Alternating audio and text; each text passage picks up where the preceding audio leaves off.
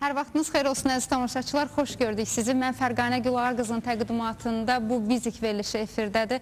Canlı saat yarım bir yerdə olacaq. Biri-birindən gözəl, biri-birindən dəyərli sənətkarlarımız bugün qonaqlarımızdır. İnanıram ki, pozitiv bir axşam yaşayacaq sizinlə. İstəyərdim mövzumuza keçid alam və başlayaq. Baxın əziz tamaşaçılar, tarixin hər bir dövründə bütün cəmiyyətlərdə insanları düşündürən bir sual olub və həmişə də olacaq. Övladlarımızı necə böyüdək? Övladlarımızı necə böyüdək ki, onların əməli salih, vicdanlı və düzgün olsunlar? Bax, elə bugün bu barədə danışacağıq. Azərbaycan mədəniyyətini yüksək səviyyədə təbliğ etdiyinə görə Cənab Prezident İlham Əliyev tərəfindən qiymətləndirilən gözəl muğam ifaçısı, xalq artisti Könül Xasıyeva. Xoş gəlmişsiniz Könül xanım. Dəyərli saz ifaçısı, gözəl ana, dəyərli qaynana Aşıq Zülfiyə. Siz də xoş gəlmişsiniz.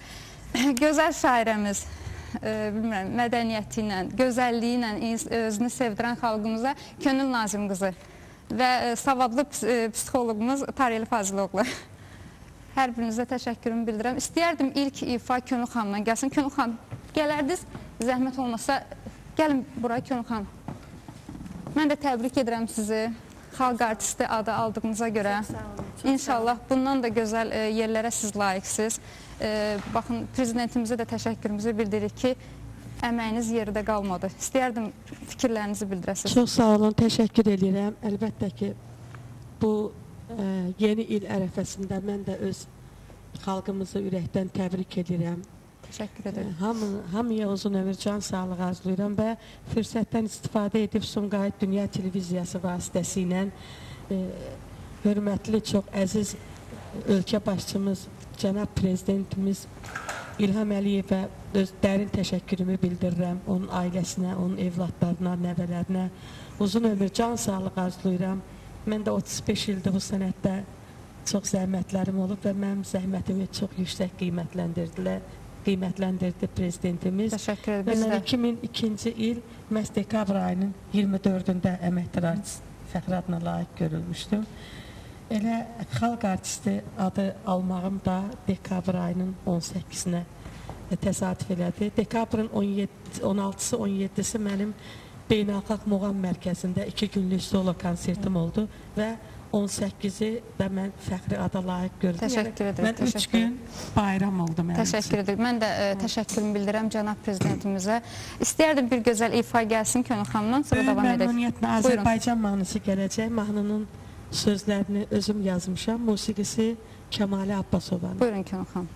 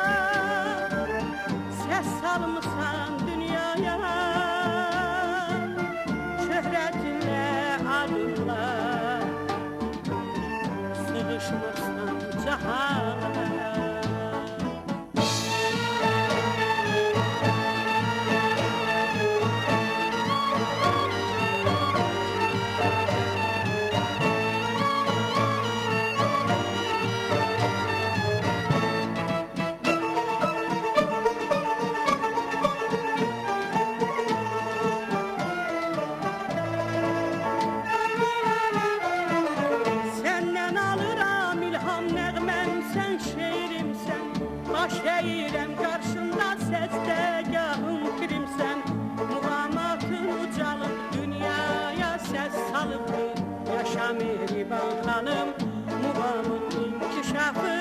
adınla bağlanıbdır. Səndən alıram ilham nəğməm, sən şeirimsən, baş əyirəm qarşında səcdəgahım pirimsən.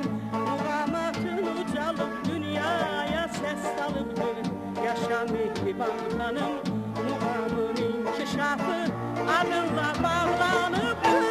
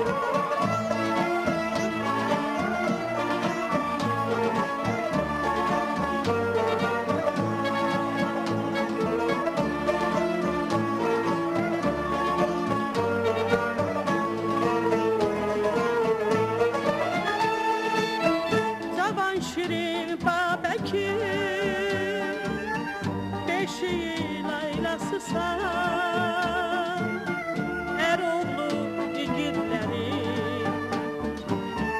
danısan mayasısan, Heydərimin adına göylərə ucalmısan, bütün bəşəriyyətdə ad qoyub adalmısan.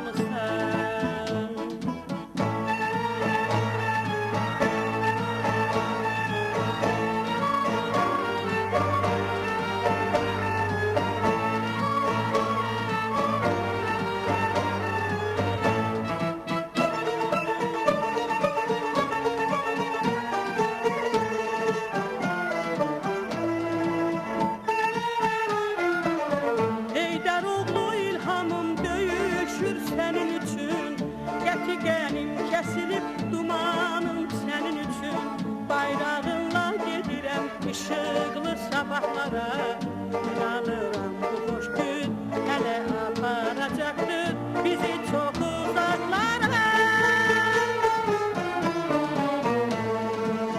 Heydəroğlu ilhamım döyüşür sənin üçün, gətiqənim kəsilib dumanım sənin üçün, bayrağınla gedirəm işıqlı sabahlara, inanıram bu xoş gün hələ aparacaqdır bizi çox uzaqlara.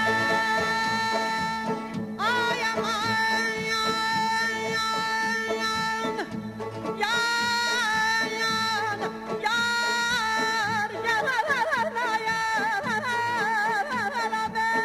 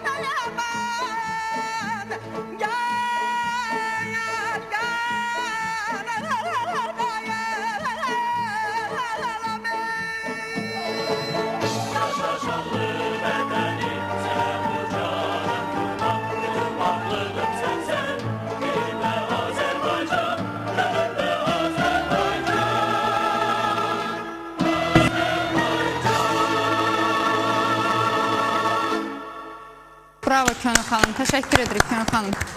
Möhtəşəm bir əsər idi. Buyurun, çox sağ olun. 2006-cı ildə mən bu şeiri yazmışdım və 2011-ci ildə mənim Sənə olan məhəbbətim şeirlər kitabım işıq üzü gördü. Elə ürəyimdən gələndə yazıram. Bu da xalqıma məhəbbətim, sevgimdir.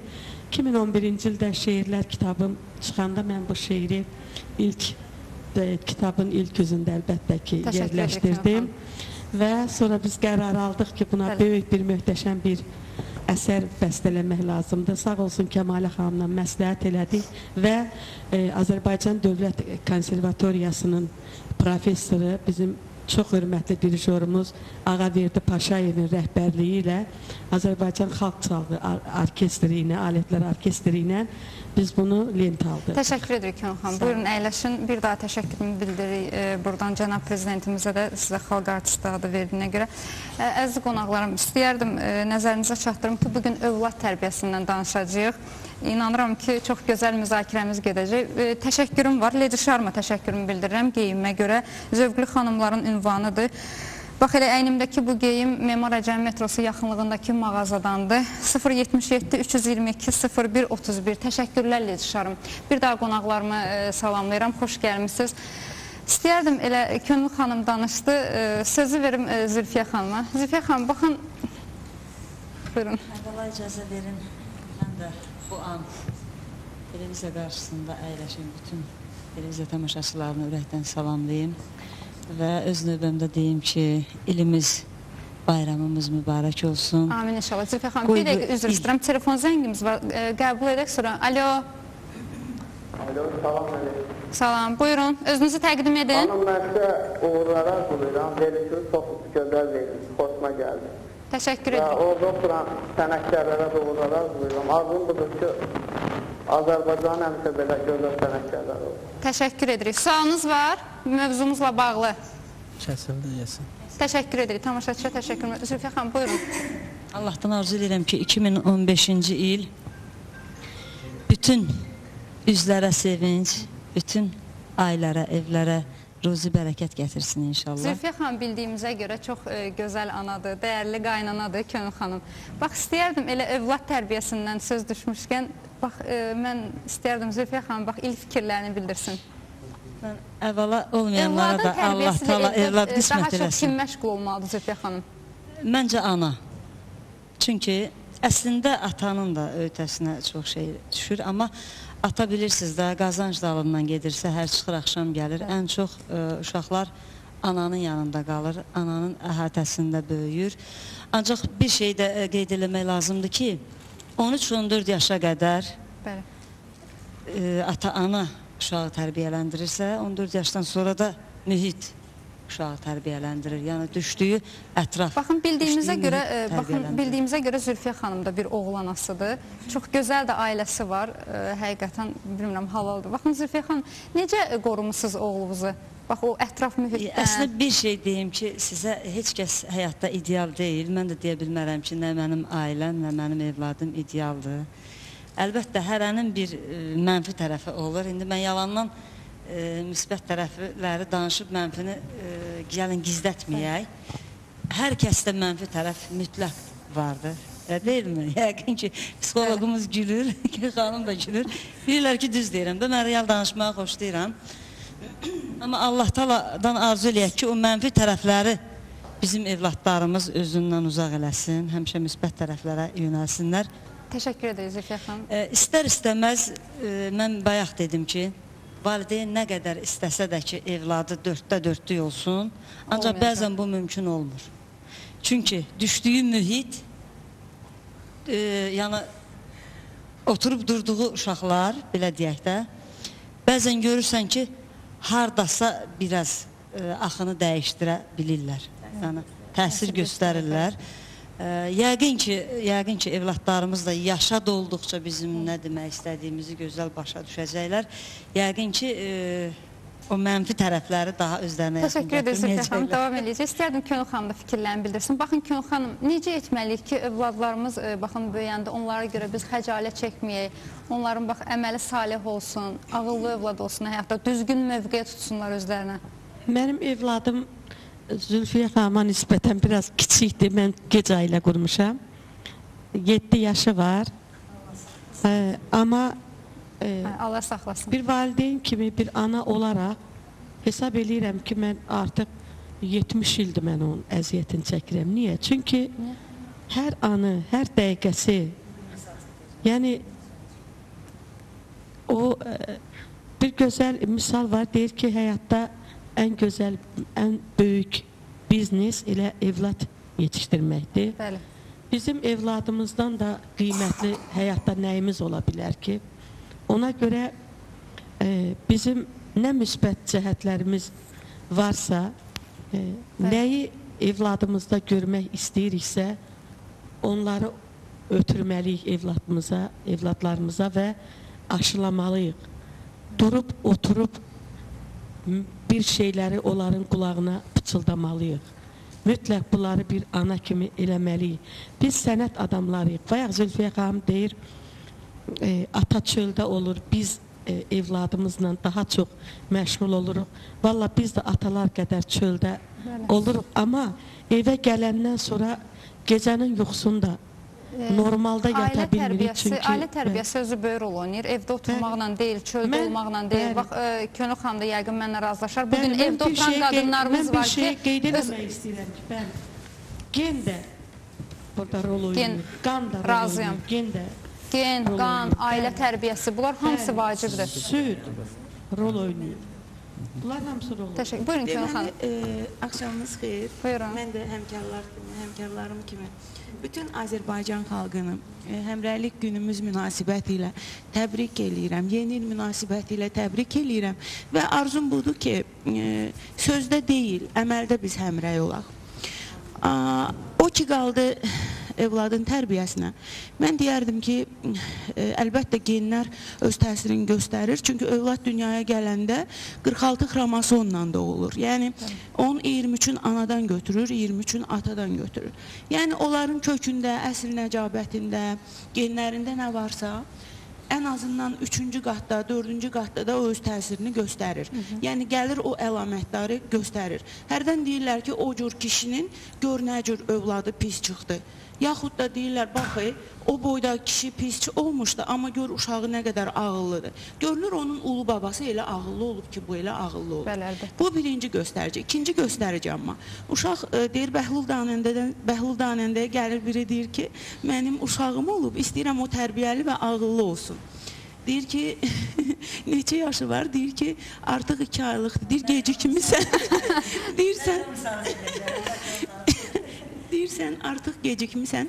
Bir də mən deyərdim ki, uşağı mükəmməlləşdirən, savadlandıran, tərbiyələndirən məktəbdir. Məktəbə qədər ana təbii ki, məşğul olur uşaqla. Amma məktəbdə artıq, məsələn, Sovet ideologiyasının nəyin çox mən bəyənirdim. Onda, məsələn, uşaqlara bütün elmləri öyrətməklə tərbiyəni, hətta idman bədən tərbiyəsini də öyrədirdilər. Bütün dillərdən öyrədirdilər. Yəni, bütün fəndləri öyrədirdilər. Yəni, bu nöqteyi nəzərdən, baxımdan, bax, onların təbliğatı daha güclüydü. Bugün təbii ki, bütün dünyaya bir bəladır bu. Bizdə Avropalaşma gedir. Bu informasiya var, bu internet var. Bu internet vasitəsi ilə də bütün uşaqların tərbiyəsi pozulur. Mən boyda adamın tərbiyəsi pozulursa, valla uşaq neynəsin? Gedir, bir dənə görürsən ki, 2 yaşında, 3 yaşında uşaq var, tez onun istənilən formada şəkillərini çəkir, tap-batarab internet. Uşaq nə görür? Görür ki, ana ancaq internetlə məşğuldur da, ancaq şəkillər paylaşır. Təbii ki, bu uşaq da özü, əvvəl qonaq gedirdin, münasibət qururdun, qohumlarla olanlardan, keçənlərdən, gələnlərdən danışırdın. İndi gedəndə hərənin əlində bir telefonda 2 kəlmə, 3-cü kəlmədə deyirsən, haçan durub gedəcəyi, bir mən görürüm orada nə xəbərlər var. Təşəkkür edirik Könül xanım. Davam eləyəcəyik. Çox gözəl mövzumuz var. Tariyel müəllimə istəyərdim söz verib. Tariyel müəllim. Var, mikrofon qoşur. Necə etməliyik ki, övladlarımız bax, əməli salih olsun, düzgün övlad kimi yetirsin? İstənilən tərbiyənin başında vizual tərbiyə durur. Kamera. İstənilən tərbiyənin başında vizual tərbiyə durur. Vizual tərbiyə nədir? Uşaq nə görürsə onu götürür. Yəni, biz min dənə ona şeylər deyə bilərik, onu etmə, bunu etmə deyə bilərik. Amma onu özümüz eləyiriksə, uşaq dediyimizə yox, etdiyimizə baxıb hərəkət edəcək. Yəni, bilirsiniz, insan vermək istədiyi informasiyanın cəmi 7%-ni sözünə verir. 35%-ni səs tonu ilə verir, 58%-ni jestlə verir, hərəkətlə verir. Yəni, biz 1000 dənə söz deyə bilərik, o çatmır. O çatan tək bir şey var, hərəkət. Biz nə iniriksə, Bizim övladımız da onu götürür. Bir. İkincisi tərbiyə gəldikdə. Övladlarımızın tərbiyə olması bizdən asılı deyil. Yəni nə qədər desək, ailə gene fondundan nə verirsə verir. Bir də ona nümunə, vizual nümunə verir. Amma qalan övladların tərbiyəsinin, yəni bu rəsmi, belə deyək, elmi bölgüdür ki, ailə uşağın gələcəyi ilə bağlı davranış və düşüncə formalaşdırmasında ailənin rolu cəmi 35%. 35%? 35%. Qalan 65% təhsil və mühitdir.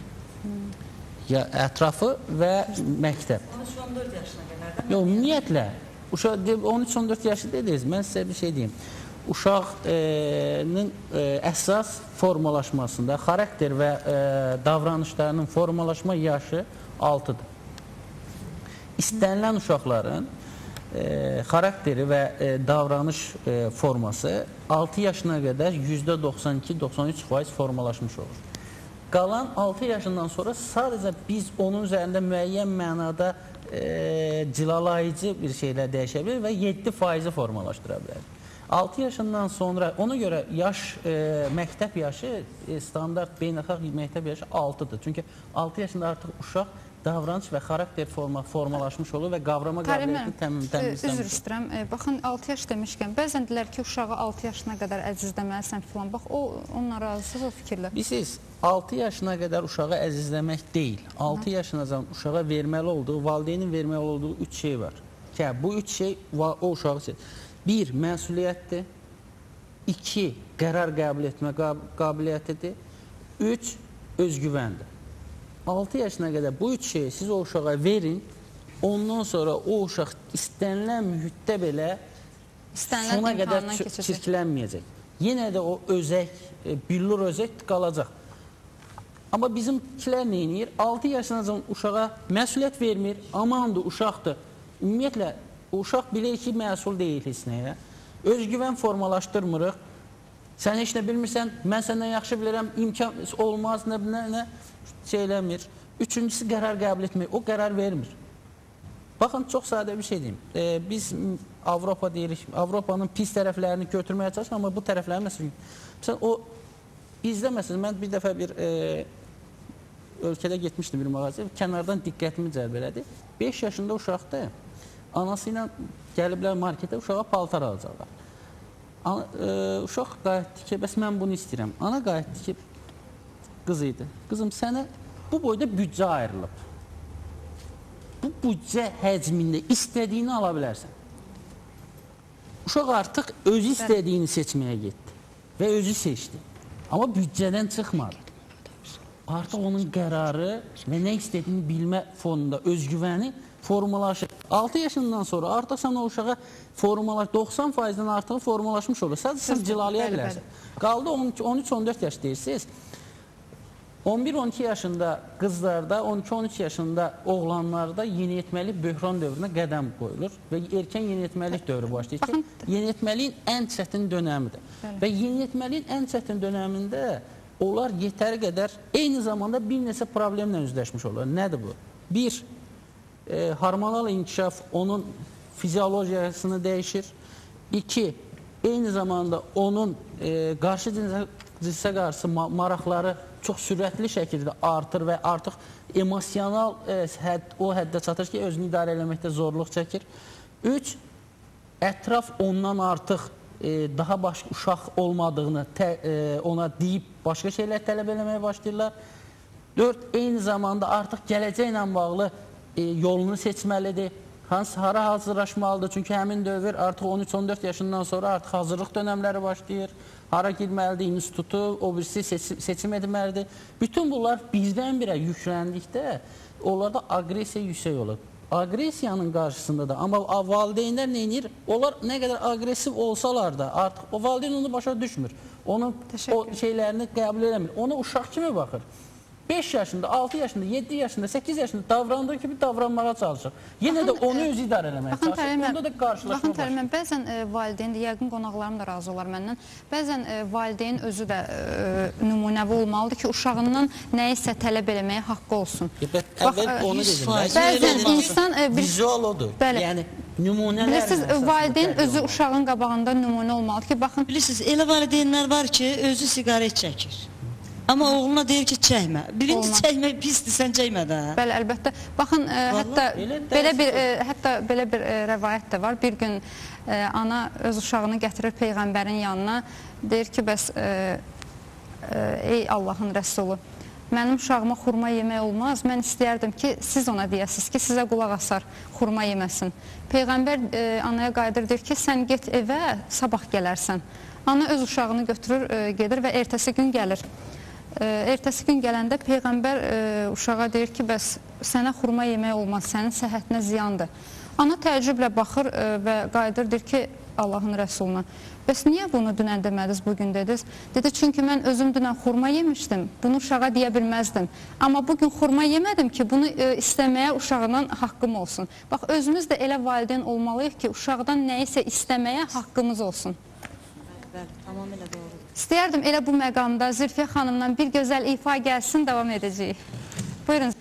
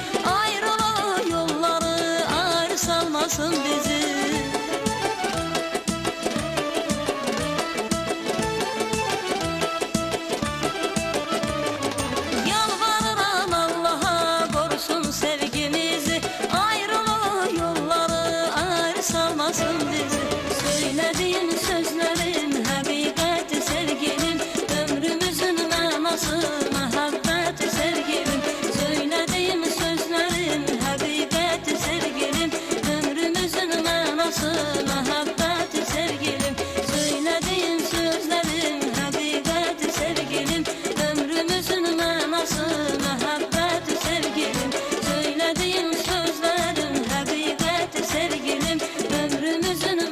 yarısı məhəbbəti sevgilim. Sağ Zülfiyə xanım. Təşəkkür edirik. Xatırladım ki, bugün təzə qoşulan tamaşaçılarımıza ki, bugün övlad tərbiyəsindən danışırıq. Könül xanım nəsə? Könül xanım, buyurun. Bayaqları Tariyel mənim bir qəşəng söz dedi. Amma mən istəyirəm bir müdaxilə edeyim o sözünə. Dedi ki, 6 yaşına qədər uşağa nə tərbiyə eləyərsənsə... Bəli. Buradan səslər çıxır. Yox, açıb. Gəlir. Dedi, 6 yaşına qədər uşağa nə tərbiyə verərsənsə, ən vacibi odur, amma 12-13 yaşında çox üstünə gəlmək olmaz. Əzizim, mənim qardaşlarımın uşaqları, bacılarımın uşaqları, hamısı demək olar ki, mənim evimdə böyüyüblər. Yəni, hərəsində 2 maşallah, Allah hamısınkini saxlasın. Amma mən bircə şey deyim, uşağın ən çox təsir altına düşən vaxtı məhz 13-14 yaşında olur. Ki onda o qədər uşaq həssas olur ki, çünki artıq uşaqlıqdan gənclik dövrü başlayır. Gənclik dövrü insanın ən çox səhv eləyən bir dövrüdür. Ən çox, belə deyək, çaşan bir dövrüdür. Ən çox qıraq mühitə, qıraq münasibətlərə, qıraq fikirlərə aludə olan bir dövrüdür.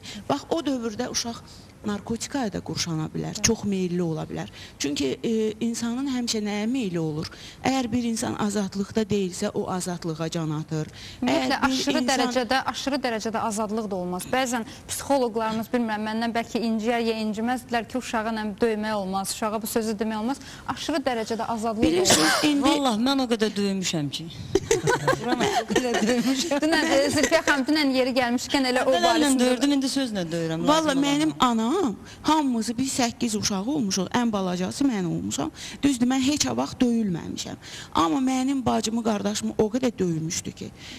Könül xanım, bax, yeri gəlmişkən. İnanın ki, biri də... Yeri gəlmişkən, bax, dünən bu mövzunu müzakirə edirdik. Bax, deyirsiniz ki, döyülüb. Evdən getməyə fikirləşirdilər, incihar etməyə fikirləşirdilər. Heç vaxt. O deyir sizi adi siqaretə də bizdə pis baxılıb.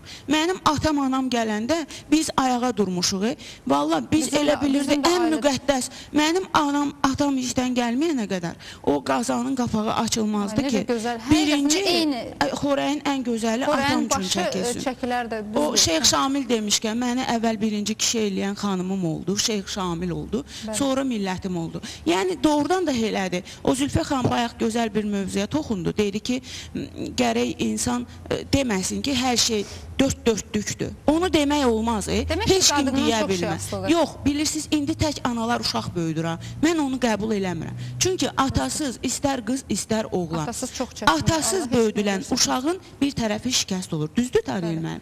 Çünki ata, bilirsiniz, istərsə ata sözünün mənası. Ana nə qədər olmazsa mülayim olur. Yəqin ki, düzdür, burada hamısı məndən böyükdür, üzr istəyirəm, yəni müdaxilə elədiyimə görə.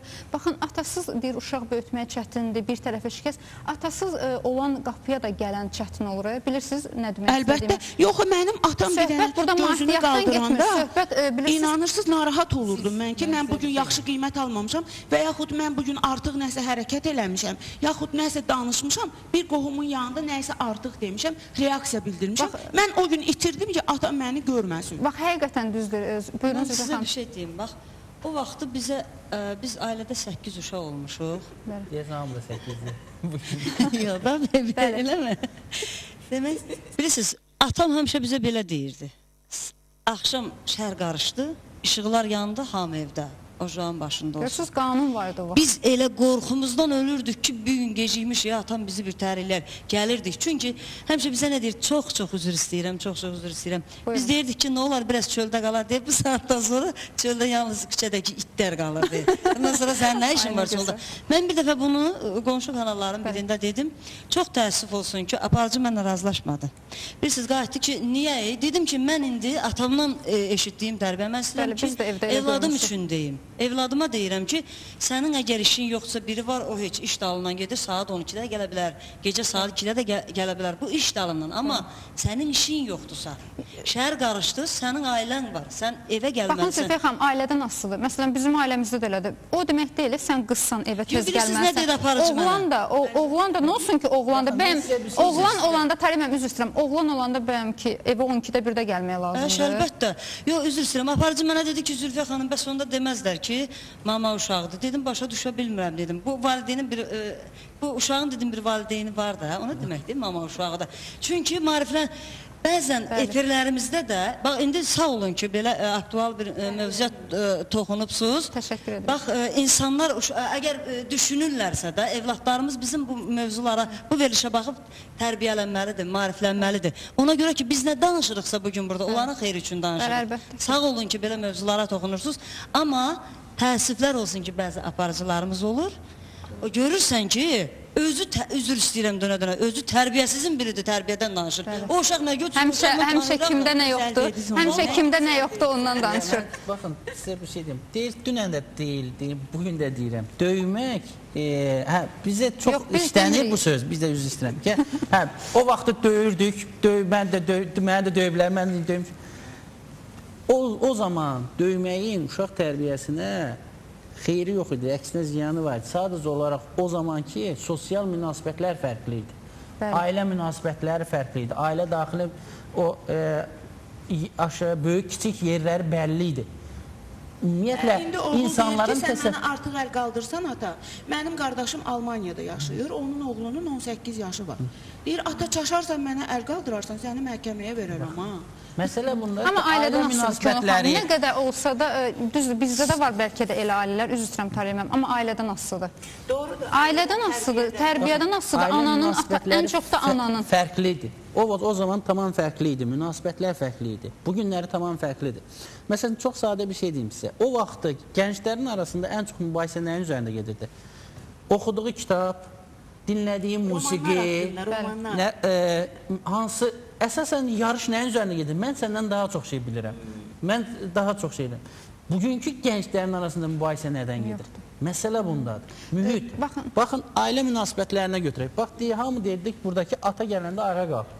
Düzdür? Niyə qalxırdı? Çünki ata gələndə uşaq gözünü açıb görürdü ki, ana ayağa qalxdı. Qeyri-ixtiyarı, Kariyel mənim, qeyri-ixtiyarı idi bizdə. Böyük girəndə içəri, özündən asılı olmayaraq. Bu günləri kişi girir içəri, görür ki, arvad oturub seriala baxır. Heç yerindən tərpənmir. Deyir ki, bir stəkan çay ver, deyir, hər şey qızdırmışam, mətbəxtədir. Gir özün orada bir şey hazırla, görün bu nə oldu. Ondan sonra onu görən övlad, o atıya hörmət edib ayağa qalxacaq, tam razıyam, Kariyel mənim. Başqa ehtiyac yoxdur. Ata girir içəri, görür ki, qadın oturub kompüterin arxasında. Mikrofona əlbəttə ki, əksəriyyətdən nazır. İstəyərdim Könül xanımda. Və yaxud da, üzr istəyirəm bu sözümü tamamlayayım, və yaxud da övlad görür ki, ata bütün günü oturub kompüterin arxasında, hansısa sosial şəbəkələrdədir və kimlənsə yazışır. Keçəndə bu tərəfə, birdən gözü sataşır ki, orada nəsə mamadan başqa biriləri ilə danışır. Nə bilim, bu tərəfə keçəndə görür nəsə qulağı eşidir anı ilə atanın mübahisələri. Qabaqlar heç vaxt mübahisələri uşaqların yanında etməzdilər. Təşəkkür edirəm. Davam edəcək, üzr istəyirəm. İstəyərdim Könül xanım da fikrini bildirsin. Baxın, Könül xanım, bugün uşaqlara nəyi qadağa qoyursansa ona can atırlar. Bax, onun nədən irəli gəlir? Onun qarşısını necə almaq olar? Mən valla öz evladımdan danışa bilərəm. Mən heç vaxt evladıma heç nəyi qadağa qoymuram. 7 yaşı var dediniz. 7 yaşı var, bəli. Bugünə qədər də heç vaxt qadağa qoymamışam. Seçimi özünə buraxmışam. Demişəm, özümə də maraqlı olub. Onun seçimi. İndi 7 yaşda müəyyən qədər artıq özünü tanımaq... Hələ axı elə bir yaşda deyil də. Yox, indi müəyyən qədər özünü tanımaq qədər... Yox. Bayaq Tariyel mənim gözəl qeyd elədi. 6 yaşa qədər artıq uşağın 92% tərbiyəsi qoyulur. Xarakter və davranış formalaşır. Bəli, xarakter davranış. Mənim özümə də maraqlıdır ki, uşaq məndən 3 şey istədi. Deyirəm ki, özün sərbəstsən, götür günə. Mənim özümü, uşaq doğru olanı götürür. Ona görə mən orada artıq mənim qadağa qoyma o elə bir şey yaranmır ki, mən ona qadağa qoyum. Bir də bizdə evdə, məsələn, mən özüm dilimdə var, həmişə xahiş eləyirəm, üzr istəyirəm, zəhmət olmasa. Bu şeylər bizim evdə, dilimizdə var. Nə gözəl. O özü bir mədəniyyət. Həqiqətən evin içində bəzən ola bilər kimsə desin ki, evdə rəsmiçilik yox. Bu mənim dilimdədir. O özü bir mədəniyyətdir. Həqiqətən evladım gəldi ki, ana çay istəyirəm, zəhmət olmasa mənə çay ver. Burada bizim çox ailəvi yaxın olan bir insanımız əyləşib. O da bunu təsdiq eləyər ki, bu həqiqətən belədir. Birdən gəlir, üzr istəyirəm, verilişə gəlirəm, ustam məni hazırlayır. Gəlir, nəsə mənə yaxınlaşıb söz deyəndə deyir ki, ana, üzr istəyirəm, vaxtımı alıram. Olar bir söz soruşum səndən. Mən deyirəm, olar, soruş. Mütləq, çünki mənə maraqlıdır ki, uşağım məndən bu dəqiqə nə soruşmaq istəyir. Ona görə həqiqətən, gerçəkdən bizim evdə o şeylərə ehtiyac yaranmır. Amin, ya Rəbbi. Çox ağıllı uşaqdır. Dərslərini də 5 ilə oxuyur, hələ ki birinci sinifdə. Ay, nə gözəl. Allah saxlasın. Çox sağ olsun, ölkə başçımız mənə ad verəndə, o mənə üzr istəyirəm. Mən yəqin bir də danışmayacağım, çünki burada çox hörmətli, bu işin birbaşa aidiyyatı olan gözəl bizim insanlar əyləşiblər. Mən Fəxri ad alanda dedi ki, ana, görsən deyir, mən o qədər 5 gətirdim, 5 gətirdim, 5 gətirdim deyir. İlham baba sənə xalq artisti adı verdi. Sonra bizim evdə bir güşə var, çox heyf ki, mənim mobil telefonumda onun rəsmi var, indi burada biraz mümkün olmayacaq. Mən evdə 3 dənə güşə ayırmışam, mənə verən fəxri fərmanların hamısı göz qabağındadır evdə, güzgünün arxasında. O həmişə adı Kazımdır, biz evdə ona qaqaş deyirik, atamın adını vermişik. O həmişə o qaqaşın gözünün qabağındadır. Məndən soruşanda, mən deyirəm, oğlum, bax, bunu getmişəm, filan yerdə zəhmət çəkmişəm, oxumuşam, əziyyət çəkmişəm, bunu mənə oradan veriblər, burada onu mənə layiq görüblər. İndi özü ki, 5'lər aldıqca, üzr istəyirəm, qısaca fikrimi tamamlayayım. Özü ki, 5 qiymətləri aldıqca, onun sinif müəlliməsi ona bir dəfə ruçka verib, bir dəfə pozan verib, bir dəfə Azərbaycanın bayrağını verib, bir dəfə Azərbaycanımızın qlobusunu verib. Mən o yerin birini özüm üçün boşaltmışam. Sıxlaşdırmışam öz fəxri fərmanlarım olan yeri. O güşəni vermişəm ona. Demişəm, oğlum, sən çalış ginən, indi sən bu yerləri doldur ginən. Nə gözəl. Yəni o Təşəkkür edirik. Təşəkkür edirik Könül xanım. İstəyərdim, bax, verilişimizdə yenə Aybəniz xanıma yaxınlaşım. Bilməyənlər bilsin, bax, Zülfiyə xanım, Könül xanım artıq bilir, Tariyel müəllim də bilir. Baxın, Könül xanım, bir də Zülfiyə xanım, Aybəniz xanım bizim daimi qonağımızdır. Əlindən toxuculuq işləri gəlir, baxın, rəsm əsərləri. Verilişin saat yarım ərzində nə düzəltsə, biz onu hər aca çıxardacağıq. Xoş gəlmişsiniz Aybəniz xanım. Qonaqlarına xoş gəldiniz deyirəm. Çox sağ olun. Nə düzəldəcəksiniz bugün? Bugün gül düzəldəcəm, ramkada. Ramkada. Ay, nə gözəl. Yəqin ki, bitirəcəksiniz bir 15-20 dəqiqəyə. Təşəkkür edirəm. İstəyərdim Könül xanımdan gözəl bir ifa gəlsin, davam edək. Buyurun Könül xanım.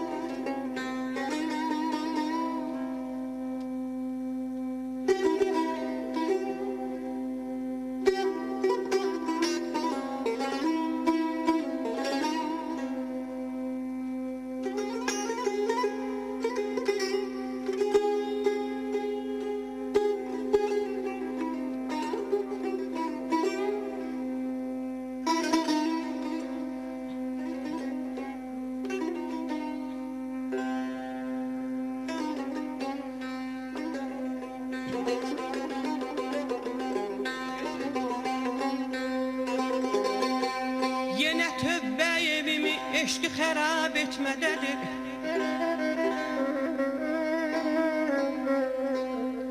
Yenə tövbə evimi eşqi xərab etmədədir. Aşıq iftarını sevda meynab etmədədir.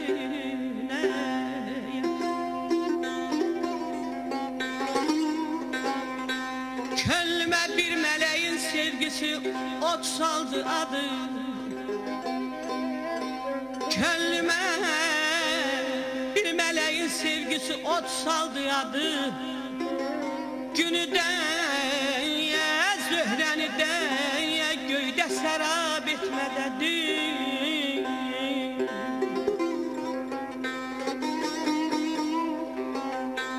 Onun eşq ateşi hər qəlbə girər əmma nədən?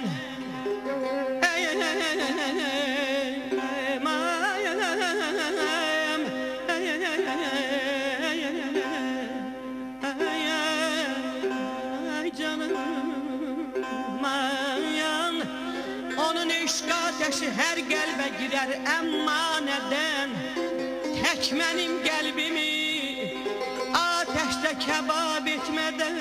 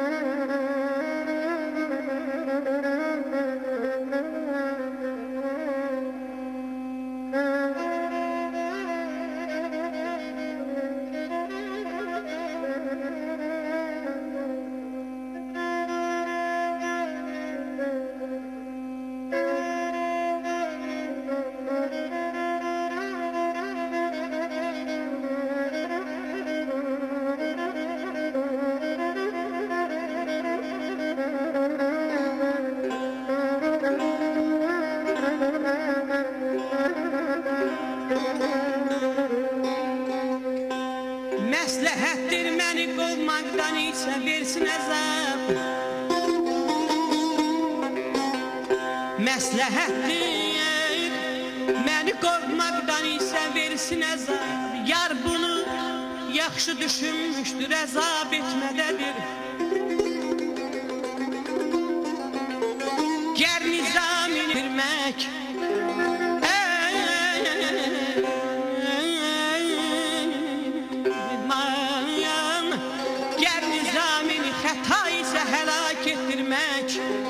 aşıqə yar məni öldürsə sevab etmədədir. Aman aman yarim aman aman aman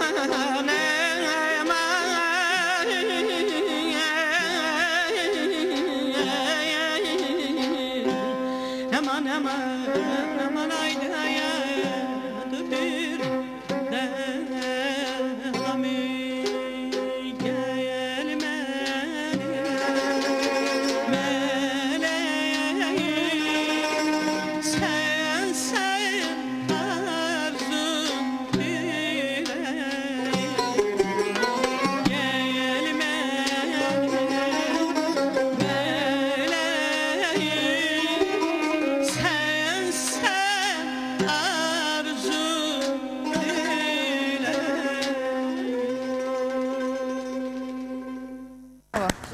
Bravo Kənan xanım, təşəkkür edirik. Təşəkkür edirəm.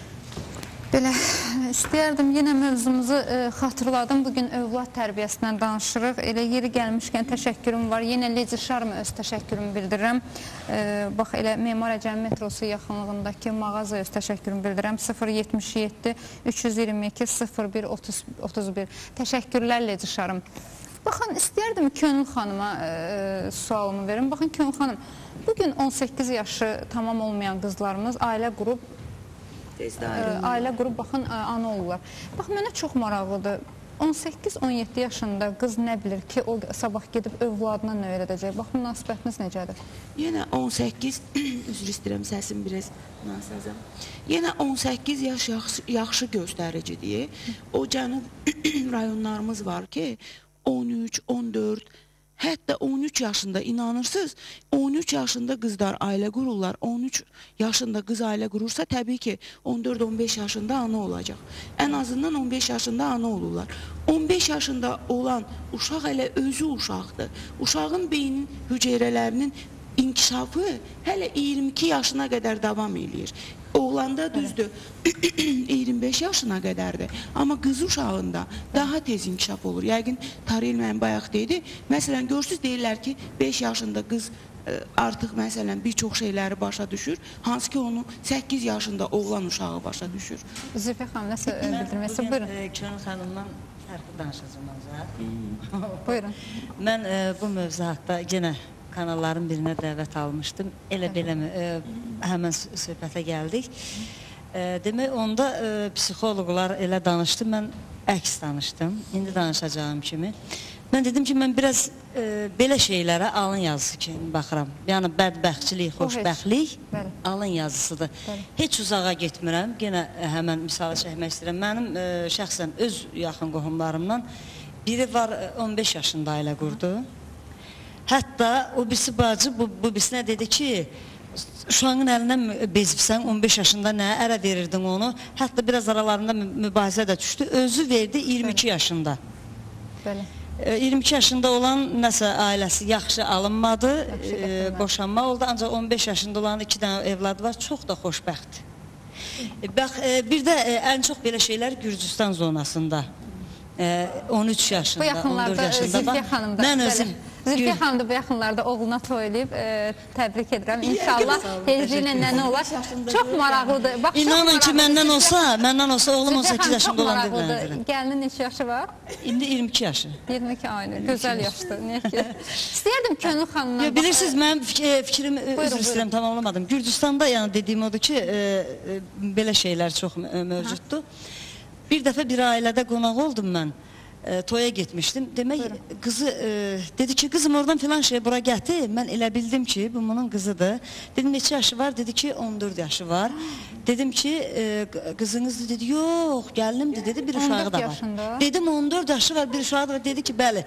Dedim ki, bəs niyə? Bəli, bir uşağı da vardı. Bilməm, neçə aylığında. Mən dedim, bəs nəcə? Belə dedi ki, Zülfiyə xanım, biz tərəfdə dedi, belədir dedi. Əslində belə olmağa yaxşıdır dedi. Bilirsiniz, 13-14 yaşda dedi, bayaq psixologumuz da dedi ki, insanlarda dəyişkənlik olur. Özdə ki, uşaqları necə həmən ərəfədə yönləndirirsənsə, həmən səmtə yönəlir. Deyir, biz də bu yaşda gətiririk ki, nə deyəndə bizimkilər Tərəməm, narahat olmayın, indikilər artıq bağçadan gözlər açıldı. Deyir ki, bizimkilərə deyir, nə deyəndə deyir, ya qatov, amma deyir, siz də 24-25 yaşında gətirirsiniz, birini siz deyirsiniz, 5-ini də özünə qoydan. Tam razıyam, tam razıyam. Görürsən ki, fərqli fikirlər var. Tam razıyam. Sizə bir şey deyim, informasiya o qədər dəhşətli bir şeydir ki, inciməyin, yəni mən bu sözümə üzr istəyirəm. Hər cürə şeylər var, mən ona görə deyim, hər reallıqla mən barışıram. Buna görə, dediyimə görə, adətən əvvəllər qadınlaşma deyək də,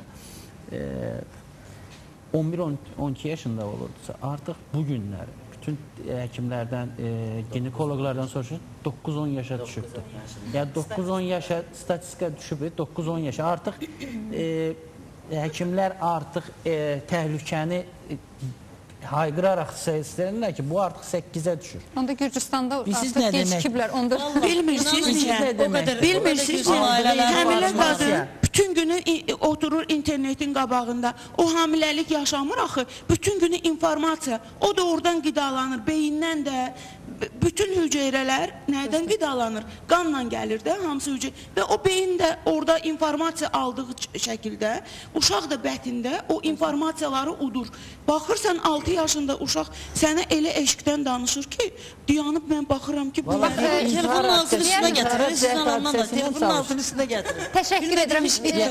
Çox üzr istəyirəm. Bax, elə bax istəyərdim bu məqamda 3 ili bax. İstəyərdim bu mənim yəni istəyimdir. Yəqin ki, hörmət edərsiniz demə. İstəyərdim Könül xanım xanım şeirdisin. Zülfiyə xanım müşahidə eləsin, bu Könül xanımda, yenə Könül xanımda bir canlı ifa, trio. Trio.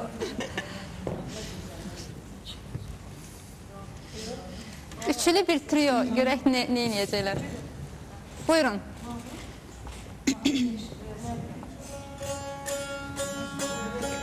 Çarəsiz dərdimin dərmanı sənsən. Allahı sevirsən, ayrılma məndən. Bu dəli könlümün fərmanı sənsən. Allahı sevirsən, ayrılma məndən. Gəl qutar canımı eşq bəlasından, əl çəkim hicrinin qəm yaxasından, bir huri mələksən, can əlasından. Allahı sevirsən, ayrılma məndən. Nə vaxtdır vüsallar həsrətə dönüb, gündəlik görüşlər möhnətə dönüb, aralı düşərək bir-birimizdən görüşə gəlmirik. Nə sən, nə də mən. Bilməzdim tərsliyin belə zülmü var, sevəni sevəndən inad ayırar, hicran əzabını bilsəydim düzü, dilə gətirməzdim tikanlı sözü. Sanırdım, şıltaqlıq bir həvəsdir bu, bilməzdim başıma, açar oyunu, bilmirəm, indi hardasan, bəlkə də dünyanın o başındasan. İndi söz nə sənin, nə də mənimdir, inad aramızda hakimdir indi.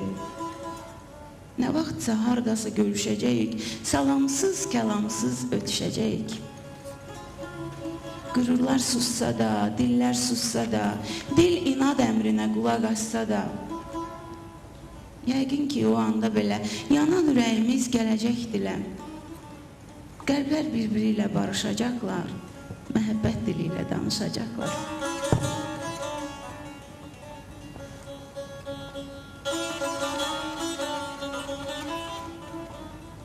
Dərdimə dərmanım olsam da mənim, səni sevməyəcəm mən. Eşqimə həmdəmim olsan da mənim, səni sevməyəcəm mən.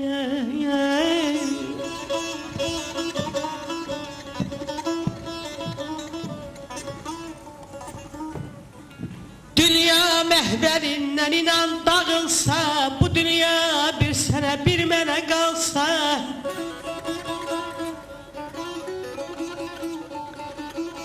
onda da sən mənə gərək deyilsən, səni sevməyəcəm mən.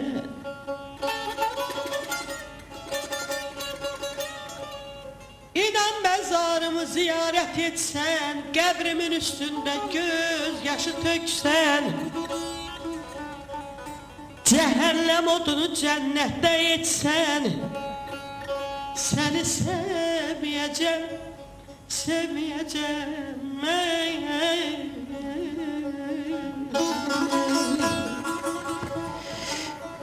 Hər məni görəndə fikrə dalırsan,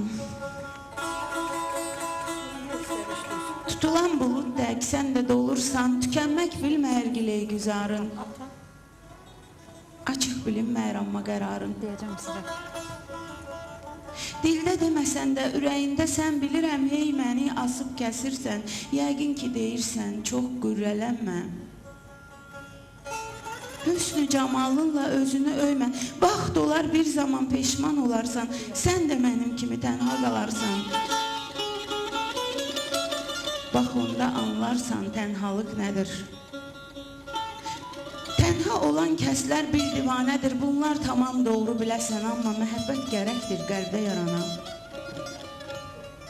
Özümü nə qədər məcbur elədim, bil səni ürəkdən sevə bilmədim.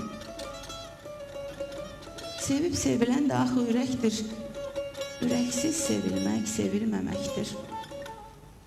İlahi kərəminə min şükür, hərəyə bir cürə ömür verirsən, sənin bu bölgündən olmam naşükür. Qəbuldur, sən nəyi necə görürsən, bircə təmənnam var ey ulu Tanrı. Bizi intizardan, qəmdən uzaq et, qoyma ürəyimdə xoş arzuları.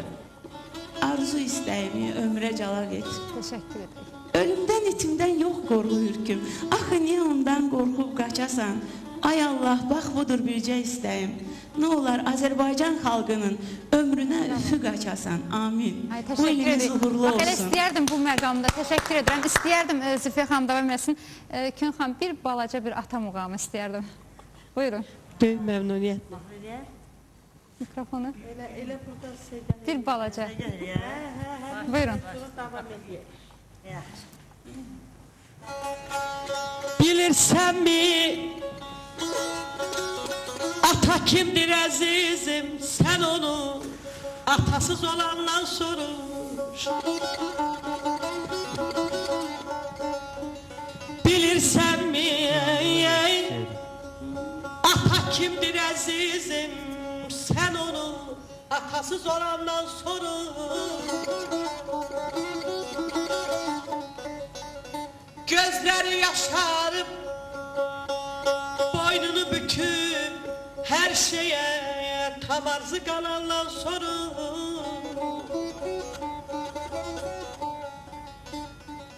əyninə bir nimdaş paltar geyəndə, tapdığı tikəni xəlvət yeyəndə kimsə atasına ata deyəndə gözləri bulut tək dolandan sonra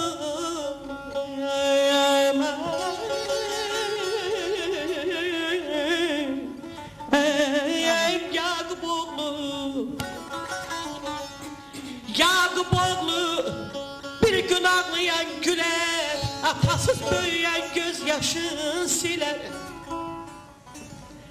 Atanın yerini kim verebilir?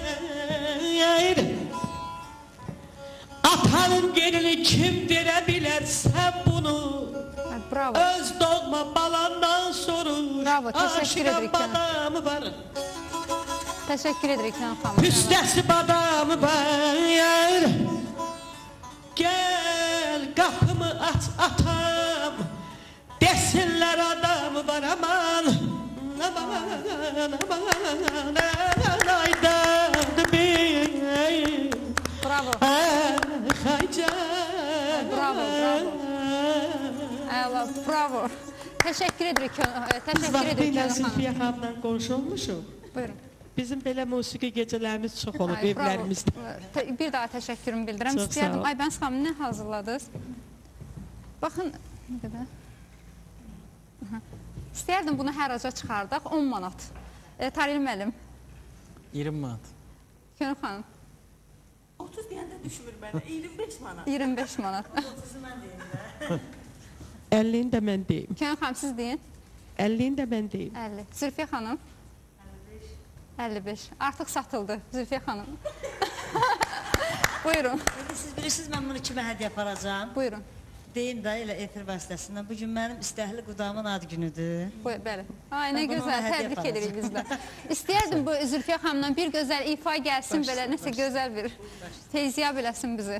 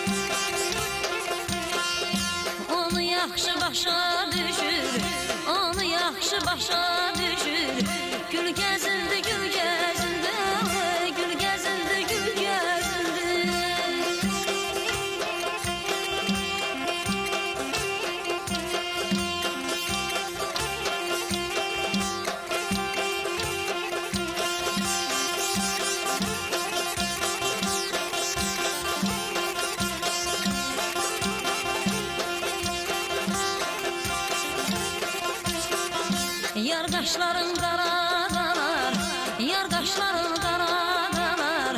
Sürmə çəksən qaradalar, sürmə çəksən qaradalar.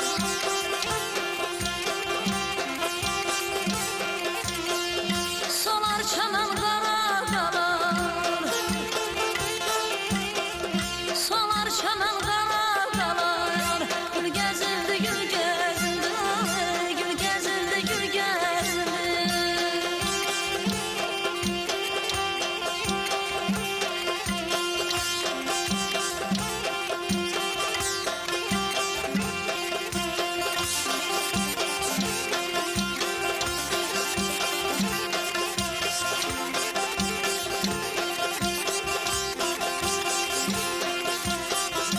Zaman köçər nəsil, nəsil, zaman köçər nəsil, nəsil. İnsan köçər nəsil, nəsil, insan köçər nəsil, nəsil.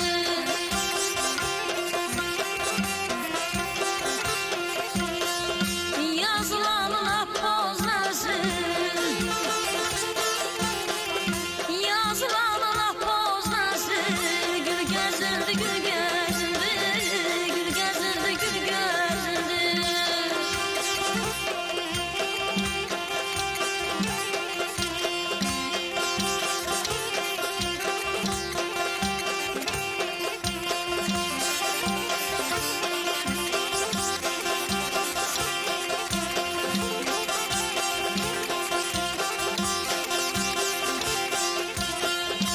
İsaxanlar ağüzdəydi, İsaxanlar ağüzdəydi. Yetkinləşdi ağüzdəydi, yetkinləşdi ağüzdəydi.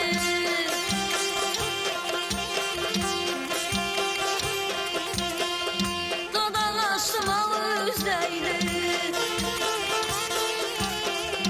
dodaq açdım ağüzdəydi.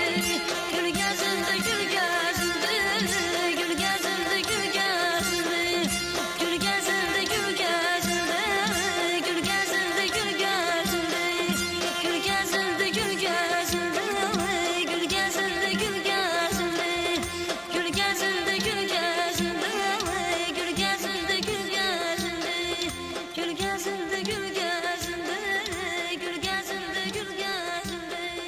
Gül gəzildi, gül gəzildi, gül gəzildi, gül gəzildi. Təşəkkürümü bildirirəm. Sağ olun, çox təşəkkür edirəm. Mən təşəkkürümü bildirirəm. Bir daha istəyərdim mövzumuzu xatırladım. Bugün övlad tərbiyəsindən danışırıq, əziz tamaşaçılar. Bax, sualım hər birinizədir. Baxın, bir də görürsünüz ki, evin içində 3, 4 uşaq, 8 uşaq, 7 uşaq böyür. Uşağın biri bivə çıxır orada. Yəni, bilmirəm, tərbiyəsiz demək olmaz. O nədən irəli gəlir? Bax, eyni tərbiyəni, üzr istəyirəm, eyni evdə böyür, eyni tərbiyəni alır. O bir dənə uşaq oradan niyə elə çıxır? Allah haqqı, bax, biz bəxt dedim də 7 uşaq olmuşuq. 8 uşaq olmuşuq, biri rəhmətə gedib qardaşım. Allah rəhmət eləsin. Keçən ərzə rəhmət. Demək, 7-miz ağıllı olmuşuq. Balaca qardaşım, onda, demək, balaca qardaşım da atam başım buraxdı. İnanırsınız, hamısından dələdüz oldu. Quran haqqı 7-mizin də başımızı oynatırdı. Hələ də çaça dururam. Gönül xanım, buyurun. Çünki döyməmişdi onu, ha, bəxt dedim, ha. Mən iki könlün arasında oturmuşam, ha, dilək tuta bilərəm. Allah bütün balaları xoşbəxt eləsin, içində də bizimkiləri. Allah sizin də balanızı xoşbəxt eləsin. At da görün də, ürək, könül, yəni istənilən arzunu tuta bilərsiniz. Amma bizdə Zülfiyə xanımdan fərqli olaraq, bizdə ailədə böyük qardaşım, yəni əvvəl 2 bacım olub, sonra böyük qardaşım olub, 2 qızdan sonraki bir dənə oğlan olub, o qədər əl köynə eləyib ki, anamla atam. O bax, o bizim, o böyük qardaşım da oradan da başımıza oynaşıb, problem olub həmişə. Bayaq dedim axı sizə, irsi genlər var, xromasonlar. Görünür, babalarımda olub, ulu babalarımda nəsə olub ki, vurub çıxıb və yaxud da o birisilərdə, nəsillərdə. Amma bir şey var da, bir şey deyim. Nə qədər şuluq olsa, nə qədər dəcəl olsa, atamın üzünə qayıtmayıb. Atamın, anamın, mənim indiyə qədər yadıma gəlmir ki, Fərqanə xanım, mənim anam bizim üstümüzə qışqırsın. Mənim anam uzaqbaşı işlənirdi. Bir dənə belə çubuq düzəltmişdi atam ona. Üstünə rezin də bağlamışdı, onunla döyürdü. Təşəkkür edirik Könül xanım. Bax, istəyərdim sonda Tariyel müəllim də fikrini bildirsin. Yekunlaşdıraq. Buyurun. Valla bir ailədə nədir Tariyel müəllim? Bax, orada o bidədən o pis çıxmağı nədir? Siz yaxşı bilərsiniz. Pis çıxmağı deyim sizə nədir? Yəni, uşaqlar doğulanda hər şeyi biz valideynə, mühitə bağlayırıq. Amma unutmayın ki, hər kəs bir xarakterlə doğulur. Doğulan uşaq həmişə hər şeyin başında onun doğulduğu zaman yaradılışdan onun şeyləri vardır. Məsələn, xəstəliklər olduğu kimi, məsələn, birisi sağlam doğulur, birisi xəstə doğulur. Eləcə də xarakterin, xəstə xarakterli uşaqlar da doğula bilir.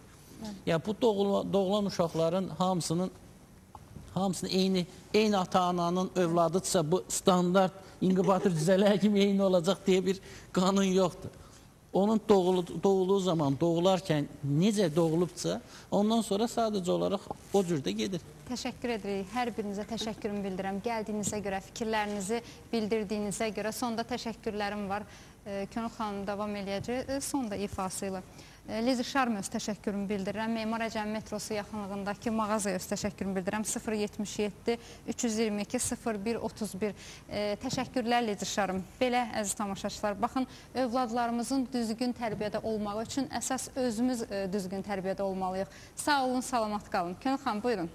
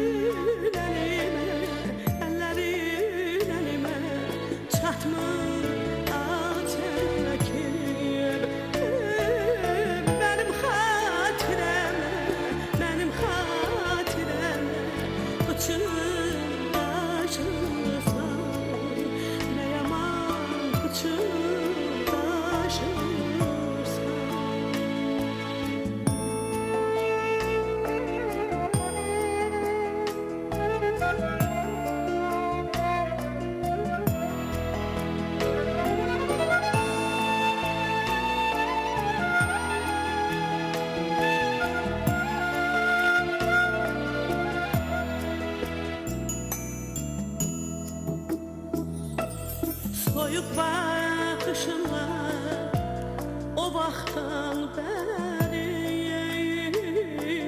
sən mənim duyğuma qan uddurmusan ya. Səni unutmazdım, səni unutmazdım, yox unutmazdım. Sən özün özünü, sən özün özünü unutturmusan. Mənə dönmək üçün nə vaxtdan bəri dərələr keçirsən, dağlar aşırsan.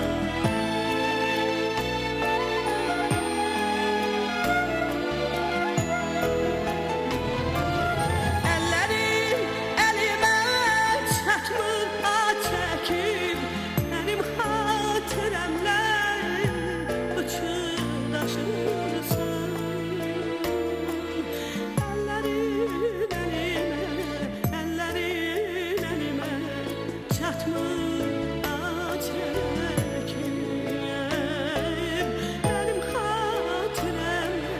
mənim xatirəmlə uçurdaşırsan.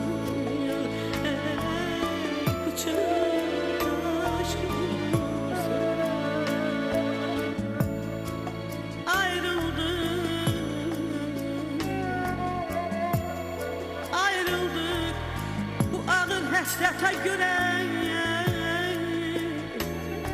səni yox özümü əhv eləmişəm.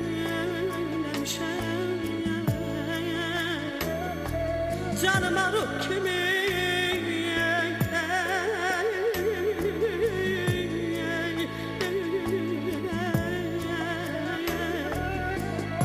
canıma ruh kimi dolan sevgini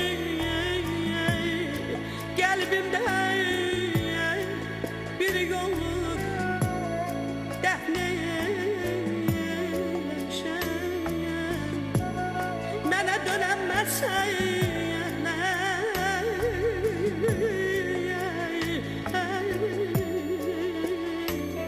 mənə dönənməsən yollar bağlıdır, gözündə bir həsrət bitirmisən sən.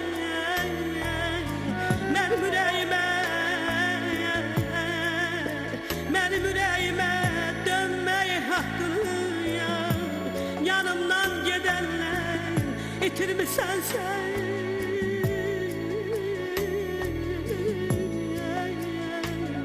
Mənim ürəyimə dönmək haqqını yanımdan gedənlər itirmisən.